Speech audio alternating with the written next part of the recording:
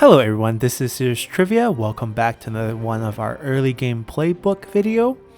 Today we'll be covering Liu Bei. This is our last warlord for our guide series. We might do more of the warlords with a different start in the future, but as for now, Liu Bei will conclude our early game playbook series. Liu Bei here is the Virtuous Idealist. His starting position is normal.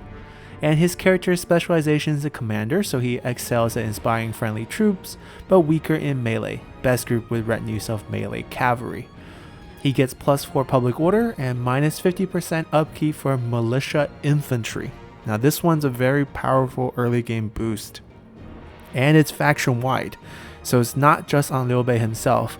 Everyone in the faction will receive minus 50% upkeep for militia infantry. So this is your sword militia, your spear militia, and your archery militia. The cavalry militias will not count. Factional specialization for Liu Bei is unity. It increases your prestige, unlocks administrator positions, it increases income. The resource itself increases if your generals are satisfied with you.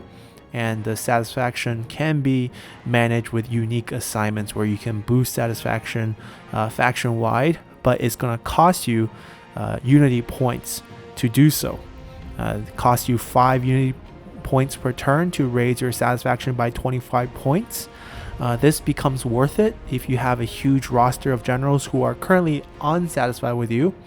And if you spend 5 unity points per turn, each general could give you 1 to 2 unity point depending on how satisfied they are with you.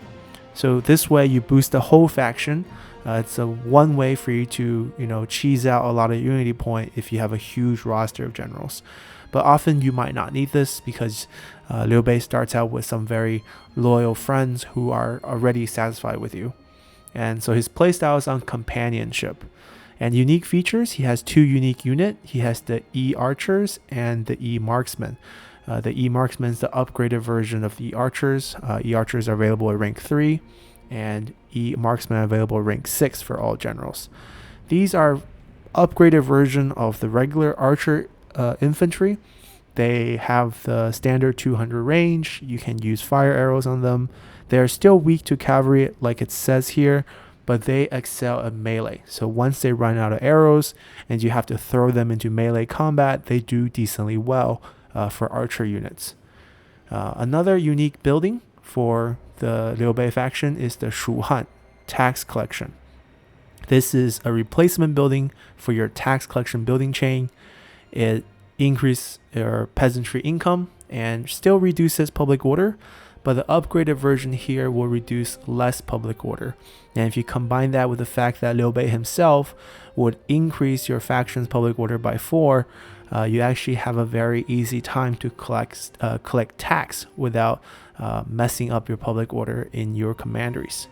Liu Bei also starts out the game as the only faction who can confederate. This means you can absorb another faction into your faction. It's quite hard to pull off if you're playing without any exploits. If you want to exploit and use basically trade deals early on, you could technically win the game on turn 1. It's possible where you can confederate factions around you and then confederate more factions around you until you cheese out a victory. But we're not going to do that. But it is possible. If you look online, you can find many cases where people doing world record speed runs using Liu Bei and the Confederate cheese. And another way is you can integrate. So integrate applies exclusively to the Han Empire settlement. Because Liu Bei is the self-proclaimed uncle of the emperor, so he can annex Han territory using his unity points. It will cost him 50 unity points to absorb any Han Empire factions. You can be at war with them, you can be at peace with them, it does not matter. You walk up to it and you can just annex it as long as you have enough unity points. In terms of noteworthy characters, Liu Bei starts out with his 2 sworn brothers in Guan Yu, the God of War, and Zhang Fei, the Drunken Brawler. Both are very, very powerful top tier units in the game, so definitely very, very strong start for Liu Bei. We're going to be playing this on Legendary, 40-minute battle timer as always. So let's jump in here and let me show you guys a very interesting and unique way to play Liu Bei. Alright guys, we loaded up in here, establish our power, make your way past the yellow turbans, find a power base to build up your strength, and protect Kong Rong and Tao Qian. So our first mission, very similar to most factions, is to defeat the army in front of us. Zhao Bo over here is a yellow turban. Quite a decent force, pretty sizable force actually for our first fight, but we also have the most powerful starting army in the game. We have the 3 best generals, each of them have a legendary weapon.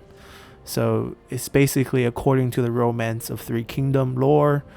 Liu Bei starts out with a Shuanggu Jian, which has 3 great stat boosts as well as great damage. Zhang Fei starts out with a Serpent Spear, also 2 great stat boosts, very high base damage, increased charge speed. And Guan Yu lastly starts out with his Green Dragon Crescent Moon Blade, 18 points of expertise, 18 points of instinct, 50 charge bonus, also very high damage. So you start out with quite a powerful force, and the quality of your troop is also very good. You start out with 2 Saber Cavalry. These aren't the militia version, these are the actual upgraded Saber Cavalry. And you also start out with the E Marksman. These are the level 6 required units.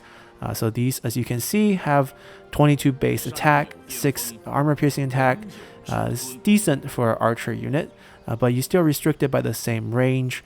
You have decent ammo count, you have good base damage, but because of the range limitations, I still prefer Onyx Dragons versus E Marksman. So highly likely, I recommend you go for the Onyx Dragon rush at the beginning of the game. So we're going to kick things off by looking at our ancillary items. We got a weapon here. It's silver, which is great, but for us, we're one of the few factions where we can't put this to use because, as I showed you, we started out with legendary weapons on all our main characters. There is a 4th character in our faction named Jian Yong. Historically, he worked under Liu Bei. Not a very famous character, but it's well known that he was with Liu Bei. He didn't do too much in his lifetime. Nothing too renowned about him. He's just a very standard Sentinel Clerk, generic character in the game. Didn't get any good treatment.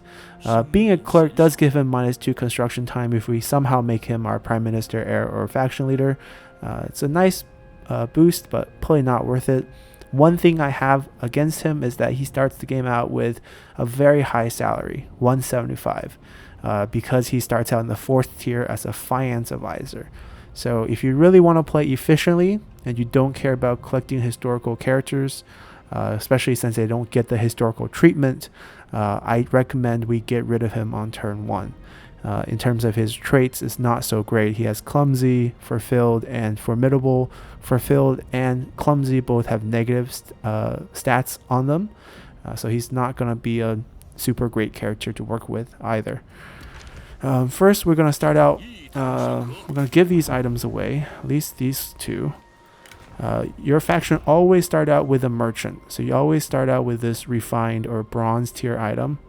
Always give it to Liu Bei because you give you 10% trade influence, so you get extra money once you have a trade route, and then you just assign your other items accordingly. So since Guan Yu has some archers, we're going to give him the devious attendant.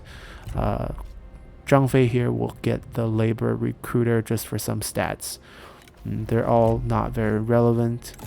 We didn't get any accessories, which is a shame. We got a weapon that we really can't use because it's not as good as our legendary weapons, but we can probably use it for trade. Now, I had a lot of trouble coming up with a guide for Liu Bei. We're going to delegate these fights because we played Liu Bei a ton. We even have a Let's Play on the channel with Liu Bei. It's the first Let's Play I did on the channel. And Liu Bei, so we captured him. We're going to release for money. You can't recruit yellow turbans and he doesn't have any items to take. Now this is another way for Liu Bei to earn unity. After every fight, you have the option to ransom. But for Liu Bei, it's called Ransom and Release. And the additional benefit of Ransom and Release here is you get 3 unity. It's always going to be 3. So try to fight as many fights as you can. And in the case where you're not fighting an army like this one, and what I mean by that is this army will get destroyed at the end of the fight, regardless of if they have men remaining. This is the case if you have an army that's on that has retreated twice, that's inside a garrison. They will always be destroyed at the end of the fight. But if you can get into a fight, let's say in the open field against the army, and you can beat them without wiping them out completely, meaning don't give chase at the end of the fight, then don't give chase, because if you keep that army on the map, you can fight the same army multiple times, and you can get multiple of 3 unity each time you fight them. So that's a trick to build up your unity. Alright, our next mission is to grab the Iron Mine and Dong. Once again, we're going to delegate this.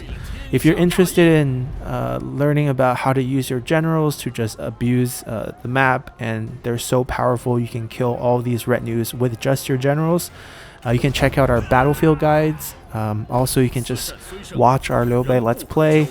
I think I went over that about 1 million times in that video. But basically, we want to occupy. Even though we're not interested in developing Dong, we're not going to be sacking it because we don't want it to drop a level. I'll explain why real quick. Our next mission is growing might. It's a little different from most factions. Usually you have your economy grows, but the game knows that you start out in a county, so they saving that mission for a bit later. Right now they're just giving you growing might to ask you to recruit 2 more units. We currently have 15. We want to be at 17. This mission is going to be on hold for a bit. Liu Bei gets some extra levels.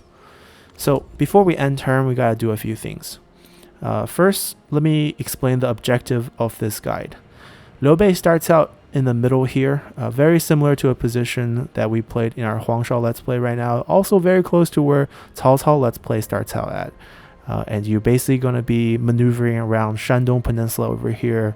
It's going to feel very similar, and it's going to be very boring. So instead, we're going to do another migration video here, but we're not going to migrate in a typical manner. We did a migration video for Cao Cao's faction. We also did a migration video for Yuan Shu's faction. For Yuan Shu's faction, we took the water route all the way down into Ba, and then we landed over here. For Cao Cao's faction, we also took a water route until we went to Kaiji over here. Both playing to their faction strength. For Liu Bei's faction, we're going to take a land route. We're going to migrate very close. We're going to migrate to the abandoned capital of LuoYang. We will rebuild the Han Empire government there and take over as the new Han Empire. We'll also be closer to Zhuo, as well as the child emperor hostage that he holds, giving us the opportunity to free him very early on.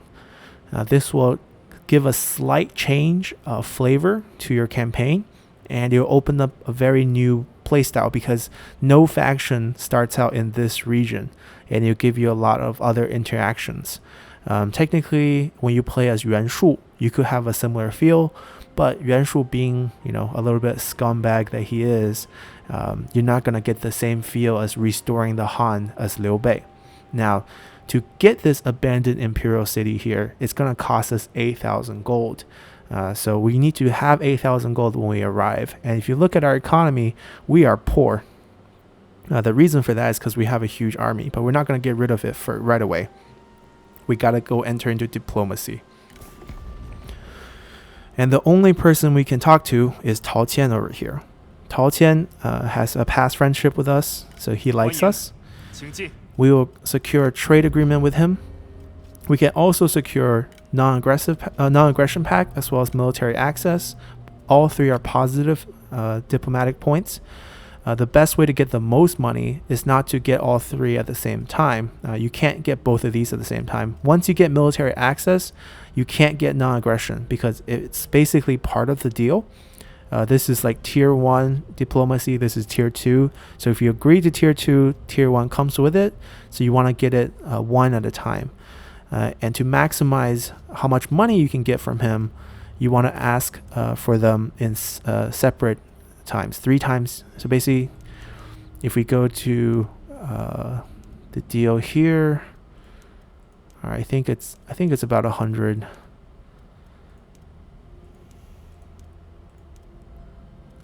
think it's 100 exactly or something very close to it.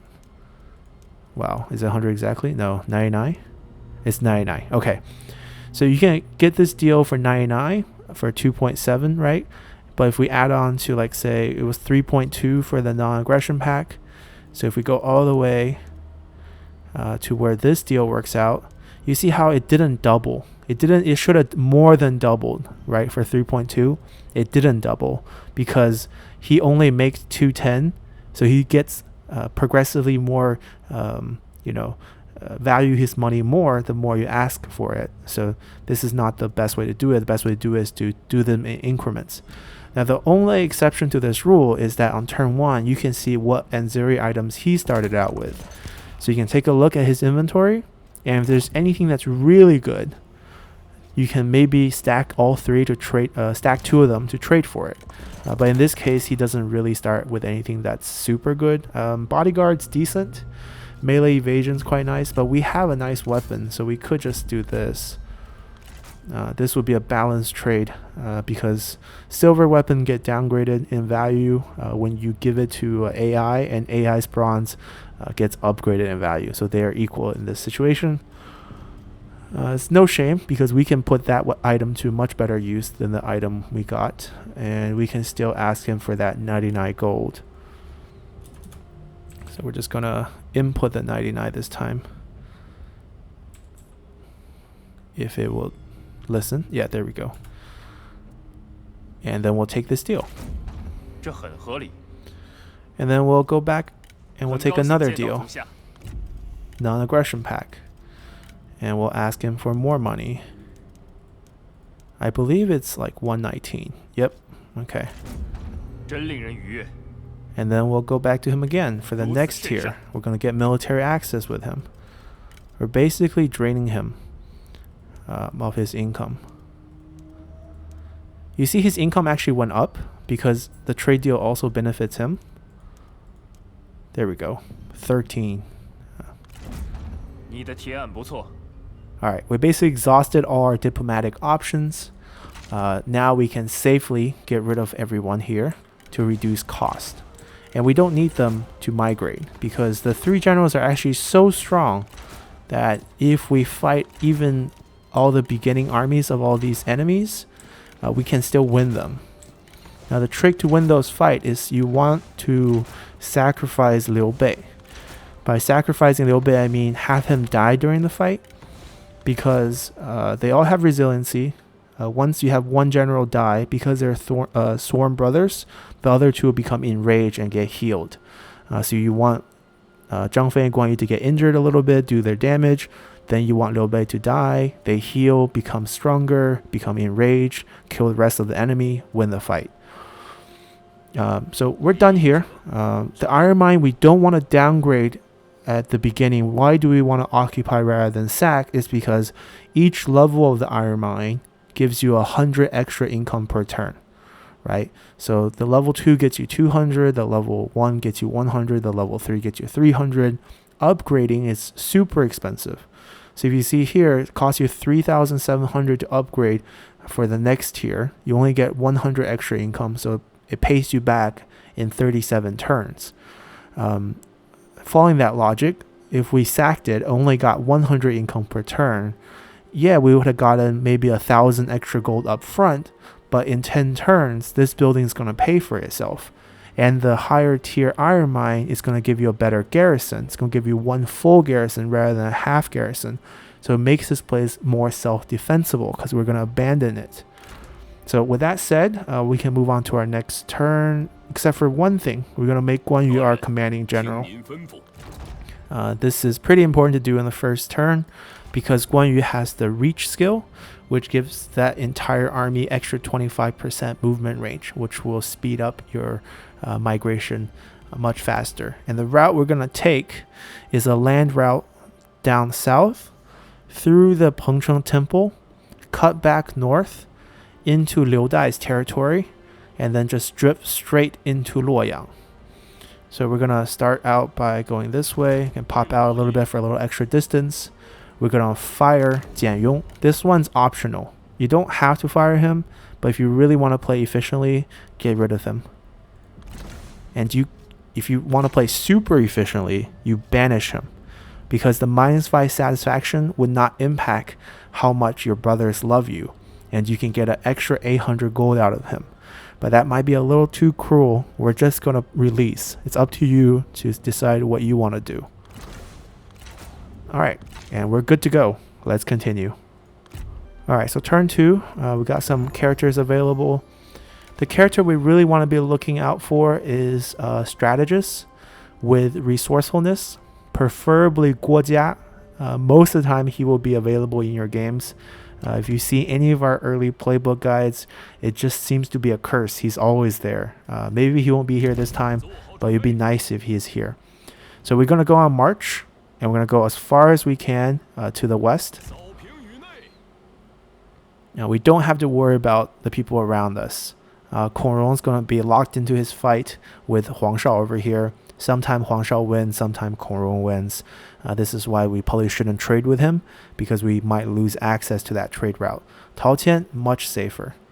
We don't need this character, so we can just move on to our next turn. Alright, turn 3, it's winter. We're going to go all the way to this little bridge before we cross into Liu Dai's territory. Now we're going to be here. What we're going to do is we're going to talk to Liu Dai real quick. So Liu Dai here is pretty neutral towards us in the beginning. We have common enemy, and he has a daughter, Liu Huimin, who could potentially be a really good wife. The issue is he values his daughter quite a bit right now, and we also don't have an army, so we don't get enough points. No credit with this future father-in-law, so he's not willing to give us his daughter. And for us to get to LuoYang, we have to trespass. So he's not going to like that, and we already can't see his items anymore. So you could also, if you want to play really politely, you could trade away some item and money for a military access, but I don't think it matters. Liu Dai is a very minor faction.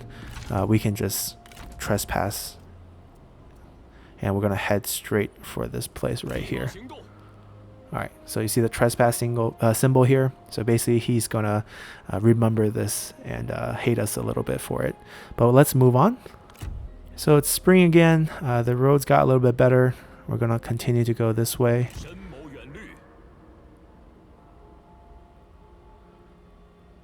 And we basically got out of his territory. And let's see who we got. So Zhou Tai is available. Not really interested in him. Guan Chun is decent.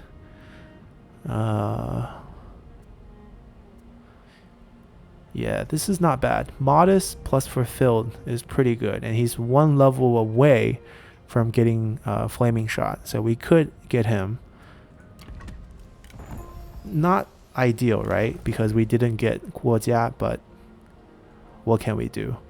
So Zhou Tai is also a semi-legendary character, man of many scars. He doesn't have that great of traits and skills, so I might skip out on him since we have Zhang Fei already. But we're going to grab Guan Chun over here, and he will be our first strategist. Alright, so we're here. We're one turn away from rebuilding the Han Empire. The first skill we're going to take here is this one right here, Regional Commissioner, for the -8% recruitment cost, because we're going to recruit an army right away, so we need this one. Alright, let's move on to next turn. Alright guys, so as you notice, if you notice at the end of last turn, in the river was this army of Dong Zhuo. Now this army is very familiar. We fought this army in our other guides, and we actually seen this army in our Dong Zhuo guide. This army is very weak. It has 3 generals, no range units, 4 cavalry is quite nice, but 2 Z militia. And they saw that we are traveling this way, so they came out of the water to chase us. This is ideal. This army is going to feed us early on with money, experience, and unity points. So we're going to switch this army. Make sure you remember to switch it to normal stance, because you can't capture cities when you're not in normal stance. We're going to spend 8,000 gold right away here.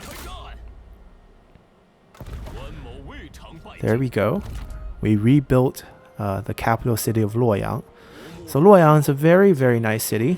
To the south, you have a lumberyard taken by Yuan Shu already. To the west, you have a trade port currently held by Zhuo. We're going to get those back, no worries. And right now the city is deserted. We need to build it back up. This is very crucial here, that we rush this building down. If you somehow recruited 2 generals and you only have 1,000 gold left, that's fine. You basically want to rush it down the next turn. This army doesn't have, basically it's not going to threaten you right away. Ideally, you only want to recruit 1 general. That's pretty key because you want to rush this like this. Rushing this gives you arrow towers. It doesn't give you any garrison. Small towns have no garrisons, but you have all the arrow towers. This is going to help you win this fight. Over here, we're going to build the Shu Han tax collection. So this building gives extra peasantry income versus the standard tax collection building, which gives 80. This one gives 85. This one -3 public order instead of -4. And this trend will continue with every level. You get more income. It's going to cost you less public order. So this is a great building for Liu Bei to use. And we're going to pull Liu Bei out of this army. Actually, we can keep him for the fight. But eventually we want him to do the assignment. Right now we can put Guanchun in here. Even though there is no commerce income to boost, he can get experience by performing the assignment. That way we can level him up to level 2 so he can get that flaming shot. So we're going to put him in right here. Ideally, you want to pull Liu Bei away from this army and put the strategist in once you start building the army, and have Liu Bei on assignment here, boosting peasantry income. Alright, so we're ready. We need to give them 1 item because we did trade for it. 10 melee evasion, own retinue. We're going to give it to Guan Yu because he's our best fighter. And that's it. We can give this item to him.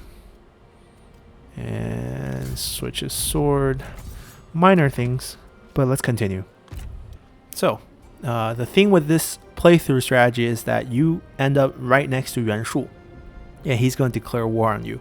That's fine, because we can beat everyone back with this small town.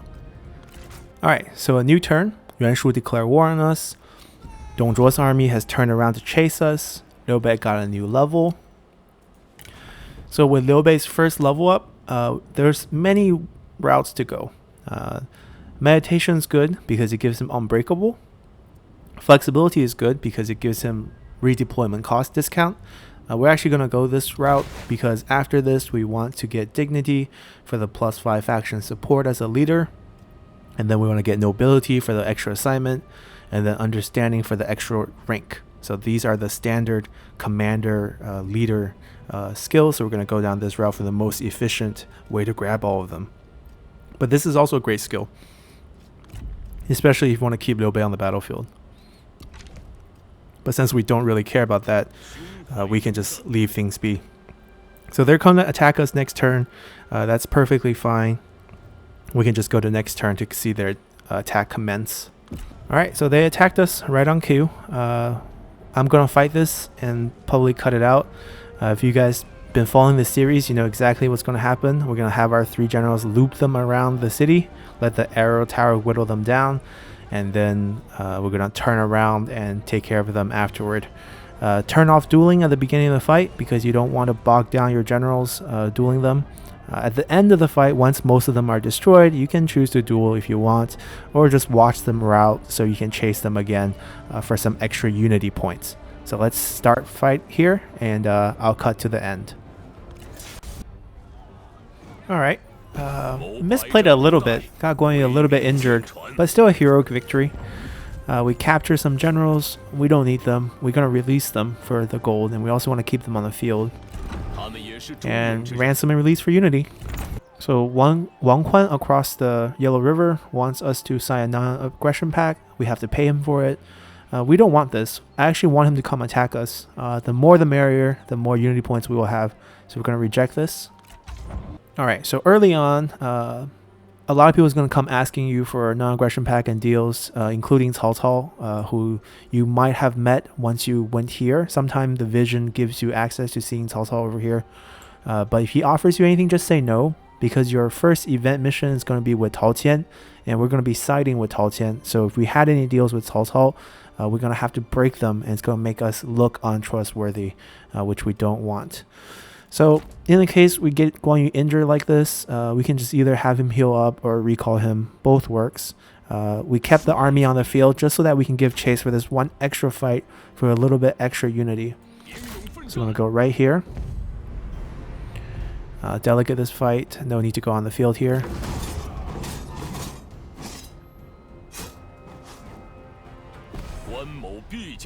And guess what? They're still on the field. We captured one more. We're going to release for money. Ransom and release for unity. And since they're still on the field, you can fight them for a third time. We're going to trespass Liu Bei again, but it's fine. And going to delegate this fight. So 9 unity from this one small force. Alright, we captured more generals. Captured him twice now. Release. No money, but 3 unity. Very valuable.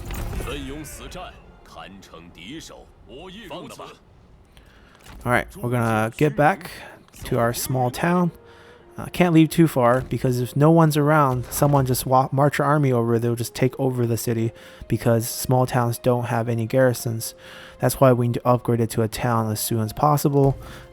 Rushing it's definitely a consideration, especially since we don't have any other avenue to spend the money. She has an item on her. We didn't really look for items. I actually want to recruit her now. Let's recruit her. The item by itself is worth 1,000 gold. She worked for Dong Zhuo. Okay, that's almost guarantees that she's a spy. So we're gonna take the item, give it to Zhang Fei, and we're gonna kick her out right away. Okay. We could banish her for extra gold. Basically, it'll pay for herself, extra 800 gold, -5 satisfaction. I think we'll do that, actually. She is a spy. We should banish her. How do I know she's a spy? Experience. That's all I gotta say. We're waiting for him to level up, but we might not be able to wait all the way till he hits level 2. It might take too long. It's 1,000 right now. He's been on assignment 1 turn. Anyways, we're going to pull our army back, and we're going to end our turn here. Alright, Yuan Shao is asking us to join his coalition. We got to pay him a bunch of money to do this. We're going to reject this as well. Alright, Tao Qian has died. This is a little unfortunate. This happens before the event triggered, so the event might not trigger now. Basically, your first event is Tao Qian gets attacked by Cao Cao because Tao Qian kills Cao Cao's dad, and you have to take a side. So if you support Tao Qian, what happens at the end is that Tao Qian will join your faction. You can confederate his land, and you get a nice little base over here that you can trade away to neighbors for money and other goodies, or you can even keep it. You're very flexible starting out in LuoYang. You can head west, destroy Dong Zhuo, take over the west, head down south, destroy Yuan Shu, and then swallow up the central plain, destroy Cao Cao early on, because, you know, he will just keep backslapping you until he dies. So we can destroy this area and then join up with our starting faction. So a lot of things are possible here. Let's see, do we have any interesting generals? Chen Gong, okay. He could be good, administrator at least. He hates Cao Cao as well. He could be a decent administrator. He does start out with intuition already. But abundance is probably more useful for us early game. We're going to save a little money and say no to him.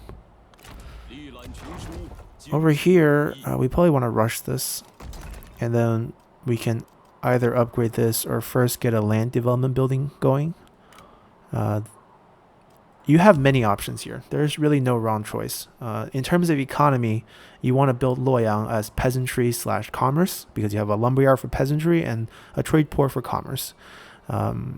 so not much to say there. And land development gives you early food access, so you can become self-reliant in terms of food, and you can get yourself to 2 food, so you can upgrade this town to a small city. Conversely, you can take what we've done before and not give yourself food and still upgrade the town to a small city, creating a food deficit, which creates a reserve deficit, which triggers a lot of Yellow Turban rebellions for you to farm. And farming those will give you unity points. Every 250 unity points will be 1 tier up. First tier, nothing happens. Once you get to the second tier, you get 25 prestige point. You get 1 extra administrator positions. So Liu Bei's faction will have 3 more administrators available than any other faction. Very, very powerful, because administrators gives you a lot of income boost, as well as you can see on tier 4 technically, you get 20% income from all sources. It goes up from 10, 15 to 20. Also very nice income boost along with administrators. So that's how Liu Bei's faction work. So the more unity you have, the better off you are. You want to reach 750 as soon as possible for all these benefits. You can even build tall and use the prestige point you get from unity alone to rank yourself up. So there are so many options that you can build here. So you could abandon the standard peaceful development of the land development and instead go for perhaps the conscription building. So your first army that you recruit here will start out with +2 rank, making them all that much stronger. This is all very flexible. We could go this route because next turn we're going to start pumping out armies over here very soon. And additionally, for your third, so if you're going this route, you're going to piss off the peasantry, give them no food, trigger Yellow Turban rebellions here. What you want as your third building is probably a military infrastructure building. This will help you ease your early game pressure, because everyone around you is going to declare war on you. Wang Kuang is going to declare war on you. Yuan Shao is going to declare war on you. Yuan Shu is going to declare war on you. And Cao Cao is going to declare war on you. So if you want to hold down onto this town, which is actually very easily defensible, you have a very nice map. You can circle people around. You have this nice river blocking people from attacking you this way. They have to walk around this bridge. It's a very long walk. And over here, you have the remnants of the Great Wall with only 1 gap open, so they can only come through this way. So nice, easy ambush locations for you to defend this place. So perhaps we can try out this conscription building and then piss off the peasants here. But we're not going to go that far. But we'll build that first just to showcase that. And if we're really going that route, what we need to do is recall him now, because 1 turn extra gives him 500 more points. So we got to wait 3 more turns before he can level up this way, and we just don't have 3 more turns to wait. So we're going to recall him. We're going to recall him as well. He can go back and farm for us. The item's fine. And let's continue. So as you can see here, Cao Cao's coming to us with a deal. We're going to say no to these because I'm hoping the event will still trigger despite Tao Tian's early death. Alright, so Zhang Yan has declared war on the Yellow Turbans. Sure thing. The Altran event triggers, so Dong Zhuo is going to die soon. And Yuan Shu, right on cue, has started to attack us. We got a law enforcer, +2 public order, not bad. Our merchant's a little bit better still. What we're going to do is we're going to pull the army out a little bit. Still within city range. Just maybe a little bit behind the city. We're going to recruit Guanchun. We're going to give everyone peasantry, not archery militia, playing too much Yellow Turban, thinking peasants. 2 trebuchets, very critical to get trebuchets. For Zhang Fei, because they're so cheap in terms of upkeep, usually it's 120, now it's 60. Saber militias. Now these guys are only 21 upkeep, the archers, because actually we can switch this around. We can get everyone to be let me do it. So these are 21 because he also have modest, so it's extra 15%. And then G militia over here, just a very cheap army. And then these 2, because everyone's rank 3 except for these 2, we're going to swap them to trebuchets, which we don't have the money for. Interesting. Where do we spend our money? So if that's the case, we want to get rid of some of these G militia. They're not as good. Let's see. How much do we want to get? We need to get rid. We definitely need to have 2 trebuchets. That's almost a must.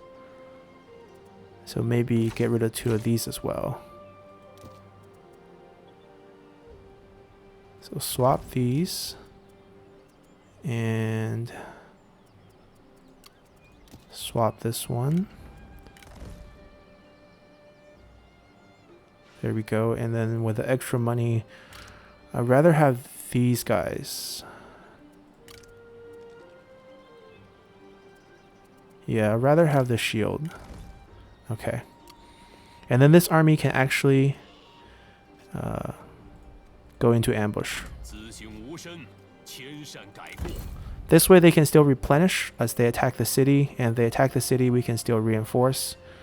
The better option might be even to pull back a little bit. But this will be our first tough fight. And over here in the city we're going to put Liu Bei in here to boost our peasantry income. Okay, and then we're going to upgrade this. And pick up a new reform, get a new trade route.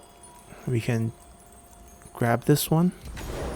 Increase our trade partner. And I think Liu Dai actually will trade with us. Wrong menu. Yep. He might take a little convincing. You can pay him a little bit of money.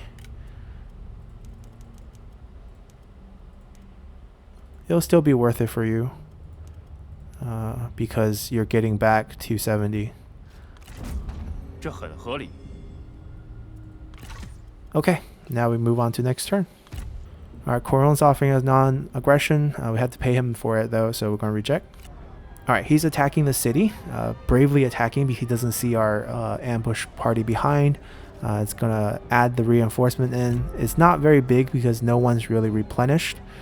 But we're going to fight this on the battlefield. This is the toughest fight you're going to face early on. It really depends on when Yuan Shu attacks you. This is actually one of the earliest attacks we experienced during all my test runs. But I think we can still beat them with the help of the city. So let's jump in here. Alright guys, we loaded up in here in this beautiful imperial city. Very big for a small town. Or a town, I think. That's what we upgraded to. The enemy has foolishly split up their army. What we're going to do is just summon everyone inside to go to the side where no enemy are at and just have them run out of the city. Because we're not a small city yet, capturing the center flag will only lose some morale for the defenders. It won't impact who has the hold of the city. We could put some barricade in. It's not going to make much of a difference. Yeah, I think it's fine. Our reinforcements can come over here. So we're going to fight this group first. We're going to have just them run out. Maybe attract attention of this group. Let's start.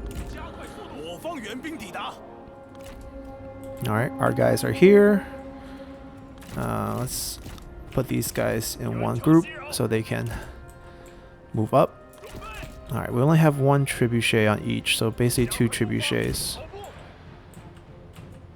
We don't need to move actually. We're in range at the beginning. Just hit them. Alright, let's get everyone lined up. Now, our units are really weak. We're going to use our generals to win this fight.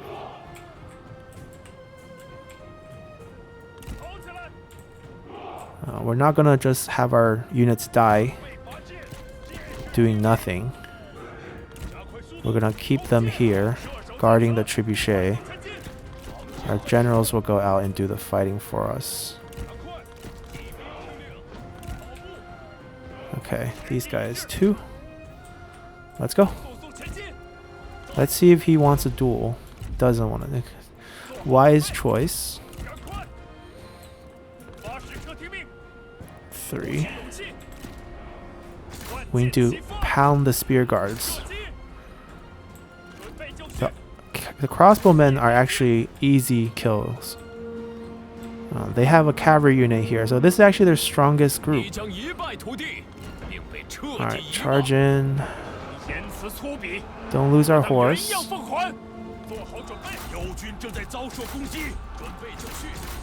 Alright, once again, remember it's fine if one of Zhang Fei and Guan Yu dies. Alright, pull him out. He doesn't want to die.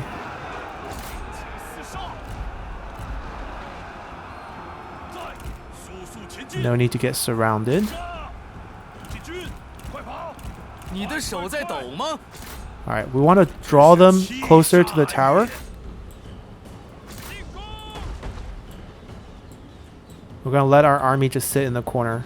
They're not very useful. Alright.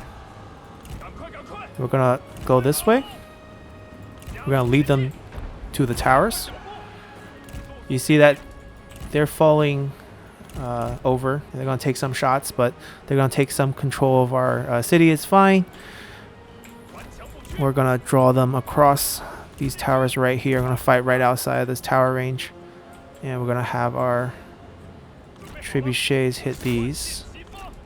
No free shots.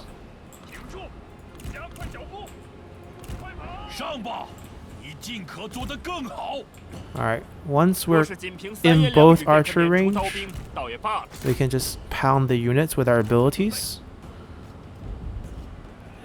and our charge damage. Alright, you want to be in the thick of things when you activate abilities, or else they're just going to fire blanks. He can actually hide a little bit. Let's see if we can kill the general. Chase them while they're down.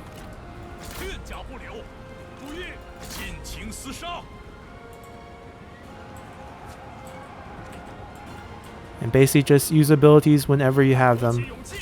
Give chase. Alright, when the infantry come, you can kite. There we go. Pull back a little bit.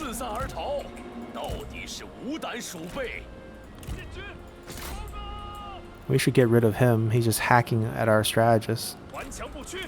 He might rout, but that's fine.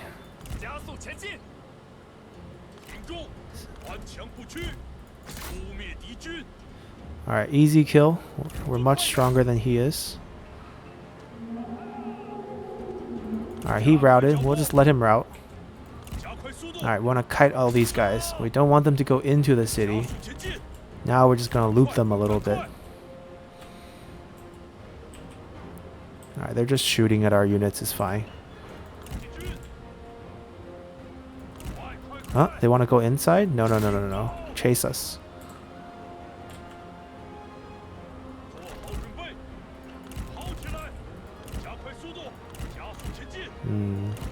That unit's not convinced. Alright, before they come out, let's lead them on.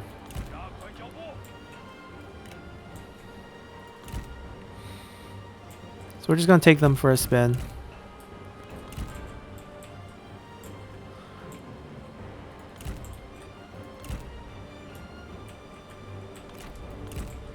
We probably should have got this group to take control of these again when they were all gone. That way when we take them for a spin, we can have it ready. They're regrouping first, which is really interesting. We can actually kill him if he's alone. Alright, we can grab some of these tower backs too. It's basically a hide and go seek battle right now. Okay, if Yuan Shu wants to come die, he's welcome to come die.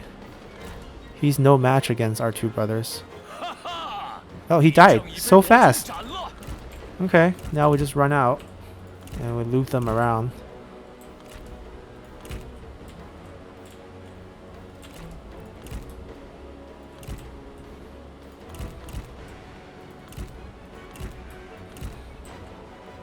Alright, they capture that. Time to keep running.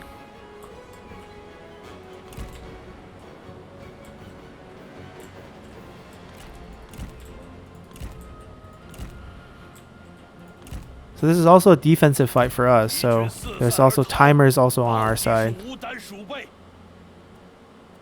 Capture it back, no need to fight.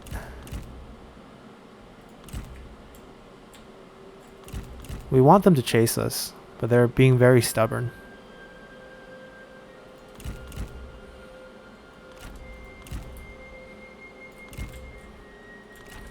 Alright, they're coming out.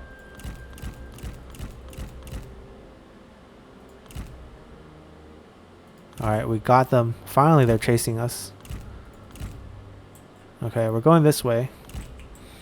That group has a new job of recapturing these. These two, actually. Just this one's the most important.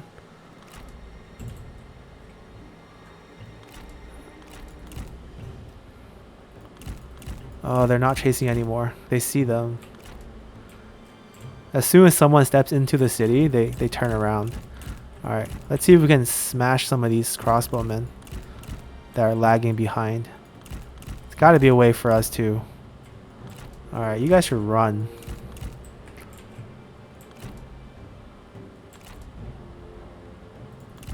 They're very smart. They sent the spear guards. But I think this is a crossbowman that's by himself. There we go. There we go. Let's get some kills.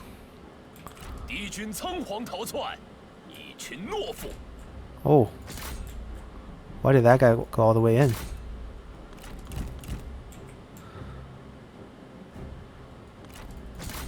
I might as well help them.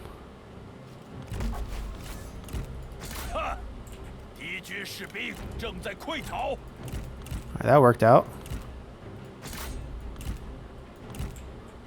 We'll just wait here next to all the towers. I want to kill these guys. Alright, spear guards. Just want to get rid of their brace.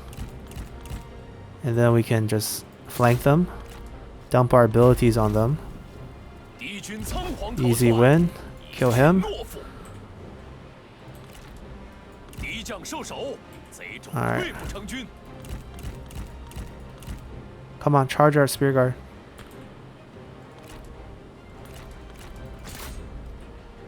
Alright.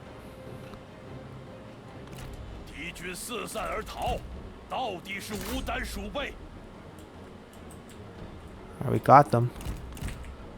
So easy. Alright, let's charge. Getting pretty cocky here.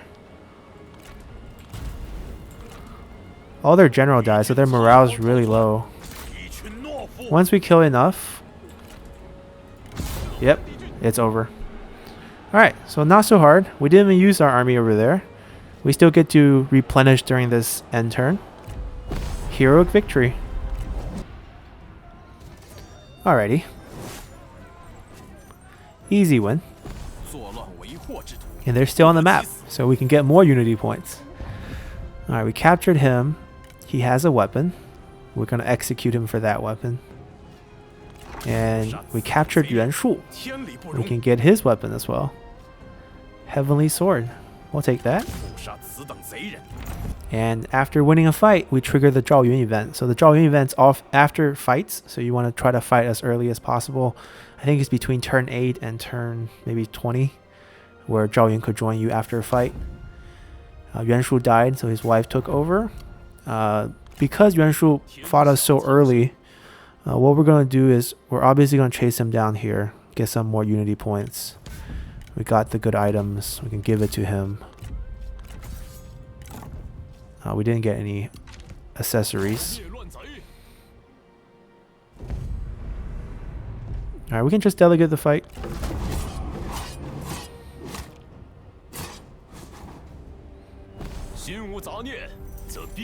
Alright, we capture this one as well. Let's just release him for income. More unity. He's still on the map. We don't have to chase anymore because we want to... Actually, this is our territory, isn't it? Yes, it is. Perfect. So let's try to give chase one more time. More unity points. That's why you don't want clean fights. You want to delegate for as uncleanly as possible. Now, they're going to be destroyed because this is their second retreat, but 3 more unity points.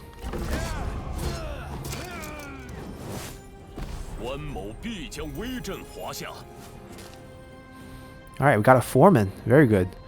And then we get more unity points. We got a level up on Zhang Fei. We're going to go beeline for Blazing Roar. Just amazing ability. You can only use it once per fight, but it's instant route by enemy. Minus 100 morale, just insane. Alright. So now we're gonna take a break, and we use the money we just got to recruit a full army. This will actually also trigger growing might after these guys become available. And then going forward, we're just gonna, because Yuan Shu committed so much to fight us, we're just gonna go down south, wipe him out in LuoYang Lumberyard, reclaim that, wipe him out in the town in Nanyang, and then leave him the Jade Mine. Sign a peace treaty with him at that point. Get as much resources as you can from him, and he will be pretty, weak at that point, and he can act sort of like a border state for you. And at this point, I think we can end our guide, because you're pretty much free to do whatever you want. You have a great town to start out with in LuoYang. It's average fertility, but it has the ancient capital boost. You also have a nice trade port that you can capture soon, which will open up an entrance into Chang'an, so you can go west from there. You can continue to go down south after you, if you want to wipe out Yuan Shu. It'll leave you to border with Liu Bei. Now this is key, because one of the hardest missions Liu Bei will get is to confederate Liu Bei. This will follow the historical events. So with this start, you can have access to Liu Bei in terms of diplomacy very early on. So you can nurture your relationship with him from the beginning. So you won't let the likes of Cao Cao manipulate him to join any coalitions. You can start up by entering a coalition with him. You can nurse the relationship to very, very high, around 100 points. So when that mission comes, you can grab him right away. So that's another benefit of playing this way. You're just basically highly flexible, because you're smack in the middle of everything. And you still have your piece of land over here, which is still very defensible, because it's an iron mine that you can use cavalries to loop units around arrow towers again. And as I demonstrated, arrow towers are just broken in this game. So you can eliminate AIs by looping them around. So that's our guide. Hope you guys enjoy this. Obviously, it's not the only way or the right way to play Liu Bei, but it's definitely a fun way, and you have much more flexibility and game variation than starting out over here like most of other factions. So hope you guys enjoyed this video, and see you next time. Bye!